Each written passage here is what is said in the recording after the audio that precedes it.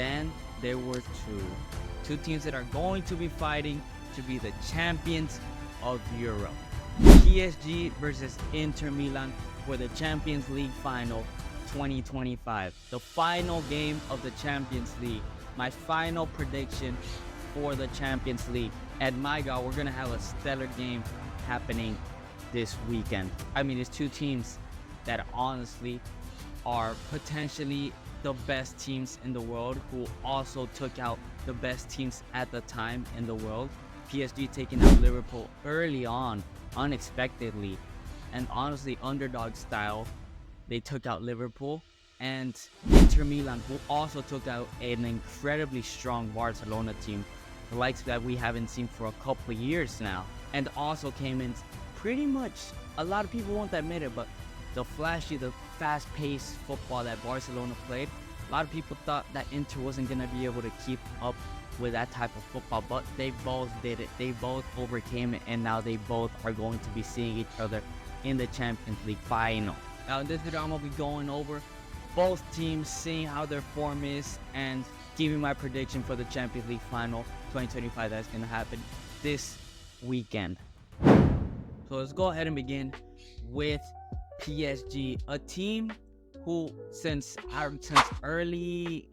late early May or early mid-April, they ended up finishing their domestic league. I mean, it was insane how early they finished, but at the end of the day, PSG has been known for dominating their league and completely ripping every single team in that poor league all table to shreds, and this season was no different. So let's not focus on their domestic form, let's focus on the European form. I mean, let's go ahead and start with the first half of the season for PSG.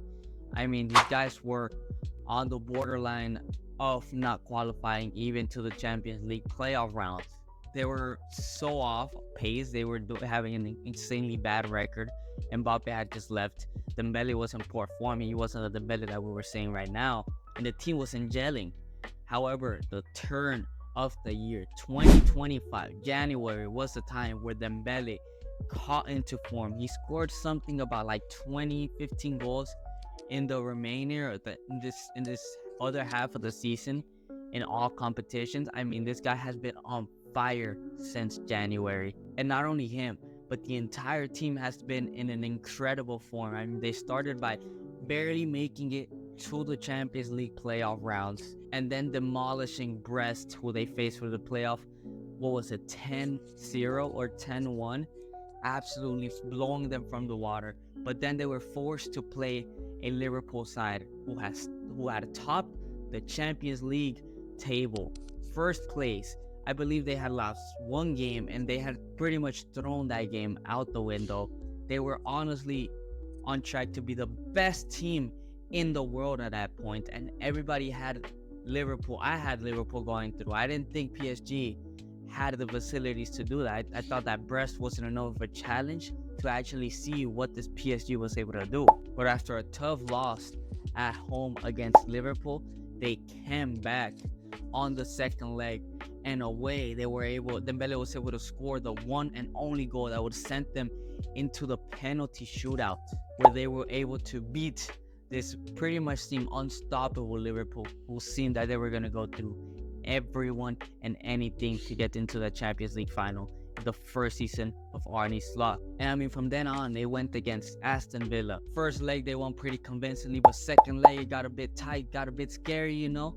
But they overcame, and in Aston Villa, who me personally, a lot of people are going to say they're not a big club or they're not a strong club, but the way that the manager, what's his name?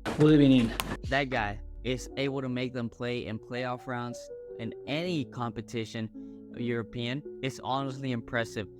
And Luis Enrique was able to get these boys to get over the line and not allow Unai Emery to end up beating this PSG side. Then they faced an Arsenal team in the semifinals who had battered Real Madrid, the reigning champions of the Champions League, and what is considered by many people, including me, the best team in the world, but the best players in the world, battered them a 5-1 aggregate defeat. Declan Rice, that team he seemed more of a striker than anything, A Saka who was really cooking everybody that was in his way after his injury, but PSG was able to put them down easily. A lot of people thought that there was like a fair challenge between the two. In my opinion, I saw that Arsenal literally just rolled to their backs and posed no threat to this PSG, who had been playing incredibly entertaining football alongside Desiree Doué, Dembele, who wasn't even fit for the second leg until the second half. Not only him, but Marcola, who did get a little drop in form, but not only him, Kvaratskhelia, who has also have defenders sliding all over the place. Along them, they have an incredibly strong midfield who dominated the incredibly physical midfield that Arsenal had. To finish it off, they have a great defense with a keeper, Gigi Donnarumma, who finally seems to be fulfilling his potential of being a golden boy, an incredible keeper. And they have reached the Champions League final without Mbappe, without the flashy names like Neymar, Messi, without the Sergio Ramos, with a young squad. I believe it's the youngest squad in the tournament, and with a team and a manager that is hungry to win it, that is hungry to prove that the French league is not a farmers league, even though it is a farmers league, regardless of whether they win it or not. I mean, they won the league by like fucking 20 points or something. But they are hungry and they are going to show it with their incredibly lightning fast press, with their incredible movement off and on the ball. I mean, these guys move incredibly fast, and the counterattacks and the build-up play is super quick. They're super entertaining, and I mean, the ballers that they have in their squad, I mean, all three of them are 5-star skill moves, fellas, including Barcola. All four of them are 5-star skill moves in FIFA or FC 25 or whatever. I mean, you got Kvaratskhelia, Desiree Doué, you got Dembele and Barcola off the bench whenever you want to. I mean, could you ask for a better front three than that? And on the other side, we have an Inter Milan who came in strong positions. I believe they only received like 2 goals in the league phase and received only like 1 or 2 goals against Bayern Munich. So in total, about 4 goals so far in the Champions League up until they get to that Barcelona game. Now, I had Inter going through against Bayern Munich, honestly. I didn't see Bayern Munich going through. I really thought that this Barcelona team was going to be an incredibly strong matchup, an incredibly difficult task to do, and it proved it. I mean, Barcelona, when Inter scored 2, Barca scored 2. When Inter scores 3, Barca scored 3. They would not let them rest. I mean, the match that Inter Milan played against Barcelona was absolutely incredible, and nothing of this drop back football, just pure beautiful counter-attacking quick boom ball football where boom Thuram, and my gosh, nothing that the Barcelona defense could do. I mean, the runs that Dumfries was able to make, the crosses that he was able to make, the pinpoint accuracy of those was incredible. The display Dumfries has shown so far in this Champions League has been out of this world, honestly. Not only that, I mean, if it wasn't for Jan Sommer, I mean, Barcelona could have scored many more, including Lamine Yamal, who I thought was going to get a goal. But the strongness, the grit, the passion of this Inter Milan game, of this Inter Milan playing style, speaks testament to how they've been playing. I mean, they've been playing high intensity football against Barcelona. They should have lost, and they didn't. They should have lost, they didn't. And that's not because of luck. That's because they are a team. That's because from top to bottom, they are connected. They are into the game. Every single one of them has high intensity. And I mean, the degree of understanding the game of these players on the pitch, I mean, they're on the older side. Most of these players is shown on the pitch. I mean, their ability to control that match against Barcelona in that dying moments of the game. They were really buying time, which is something that Barcelona wasn't able to do with their youngsters to kill off the game. And Inter was able to do it. And this Inter Milan is truly a force to be reckoned with, because man, they didn't lose against a team that was doing all kinds and sorts of combats and insane pressing that Barcelona did. And although it wasn't a major upset that Inter Milan won, not many people had Inter Milan really going through. I mean, let's be honest, this Barcelona team was the best team in the world at the time of that semifinal, and Inter were able to hold that. And yes, I mean, recently they bottled the league. They truly did. I mean, Napoli had pretty much gave them the opportunity to go ahead and get the league title, and they bottled it. They lost it. But as I said with PSG, man, the league is a different animal to the Champions League. The Champions League, I mean, it's a game of moments. Like it or not, this is not about longevity. It's about you show up in a night and you show up well. And that's what Inter are going to try to do against PSG in that Champions League final. Now, as I said, PSG plays a very offensive, very attacking football, very similar to Barcelona. In my opinion, plays it a lot better than Barcelona. They're a lot more controlled than Barcelona. They're not as rash. I would say even their attack is better than Barcelona's. On the other side, you got Inter Milan, who honestly have an insanely strong defense with Dumfries. And yeah, De Marco's not the best defensively, but attacking wise, he is an absolute danger to be up against. Not only that, but they have arguably the best center back in the world in Bastoni, who is playing an insane Champions League run.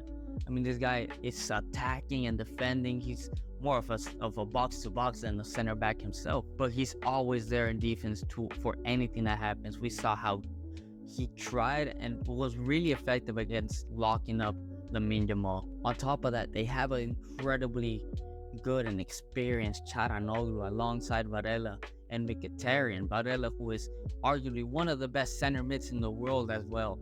And what he does, I mean, this guy with one pass can split you up the entire defense. So PSG's midfield, who I believe has been the best midfield in the world so far, is going to have a handful, and it's going to have to compete to to me, the second best midfield in the world right now. I mean, Inter's midfield is truly physical and super technical. I mean, the way they're able to play with the ball so quickly, the build-up play of that Inter team, they caught you on a counterattack, you're pretty much done. So João Neves, who has had an incredible season for like a 20-year-old, Fabian, who has also been very good for PSG, and Vitinha, who is one of my favorite midfielders to watch, is going to have to really put their physical all up against that Inter Milan midfield as well. And both teams, I mean, they have incredibly good fullbacks who can really cause a lot of damage. As I said, Dumfries is incredibly dangerous, as we saw against Barcelona. Same with Hakim. I mean, he ended up scoring too. Not only that, Nuno Mendes as well. And as I said, Di Marco. This final is very even, but it is time to give my predictions for who is going to win this Champions League final. Now, nothing against Inter Milan, but me preferably, I really like how PSG plays. I really do. And although I would prefer Inter Milan winning, because you kind of want one of those massive giants to finally win it, especially Inter Milan, who just lost it against City a couple years back because of a Lukaku stinker that he dropped. I truly don't think that Inter Milan are going to be able to stop the attack that PSG offers. I mean, Barcelona, pretty much, let's be honest, Lamine Yamal was essentially the main guy doing anything. If you want to count Pedri, but he wasn't doing as much. Rafinha was pretty much nowhere to be found. Yeah, he scored, but he didn't generate anything. Lewandowski was injured, so it was Ferran Garcia, who depends a lot on getting the ball. This PSG side, when you see it play, I mean, these guys, regardless of whether it's Do It or Barcola, they flip around like immediately within the game. And Dembele, it starts off with Kvaratskhelia on the left, Dembele on the right, Dembele on the center, and Do It on the right. And as the game goes on, then you see Do It on the left, Kvaratskhelia middle, Dembele right, all over the place. And these three guys can really generate their own opportunities for their own. Absolutely. Which is something that I didn't think would be able to do on Barcelona's side. Not only that, but as I said, man, Vitinha has been an incredible form. João Neves is capable of doing some insane passes up to any of those two. And Fabian is an essential pillar to that PSG attack and put some killer passes up until one of those three up there. So ultimately, as I said, I do think PSG is going to win this match, but it's not going to be easy. I believe it's going to be a 3-2 win in extra time for PSG. So anyway, guys, I hope you guys enjoyed, and I'll see you guys on the next one.